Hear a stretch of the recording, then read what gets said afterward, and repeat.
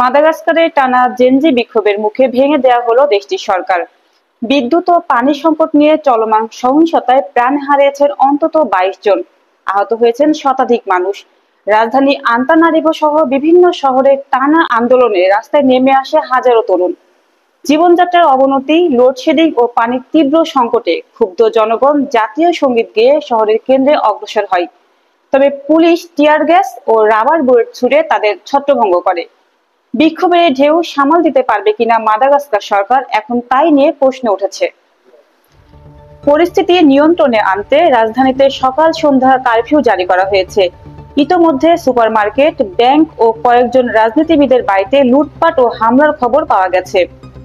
সোমবার জাতির উদ্দেশ্যে দেয়া ভাষণে প্রেসিডেন্ট আন্দ্রি রাজিওলেনা সরকারের ব্যর্থতার জন্য ক্ষমা চান, ক্ষতিগ্রস্ত ব্যবসা প্রতিষ্ঠানকে সহায়তার প্রতিশ্রুতি দেন এবং তরুণদের সঙ্গে আলোচনার আহ্বান জানান।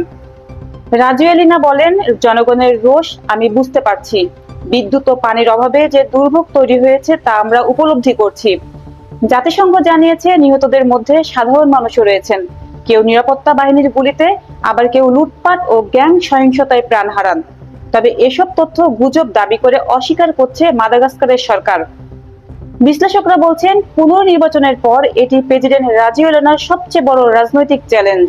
প্রায় 3 কোটি মানুষের দরিদ্র দেশ মাদাগাস্কারে এই আন্দোলন ছড়িয়ে পড়েছে সামাজিক যোগাযোগ মাধ্যমের মাধ্যমে। আয়োজকরা জানিয়েছেন, তারা অনুপ্রাণিত হয়েছেন নেপাল, মরক্কো ও কেনিয়ার তরুণ আন্দোলন থেকে। আন্তর্জাতিক ডেস্ক, জান্নাতুল জান্নাত, জেড-টিভি বাংলা। জেড-টিভি বাংলা, নতুন ভাবনায় প্রতিদিন।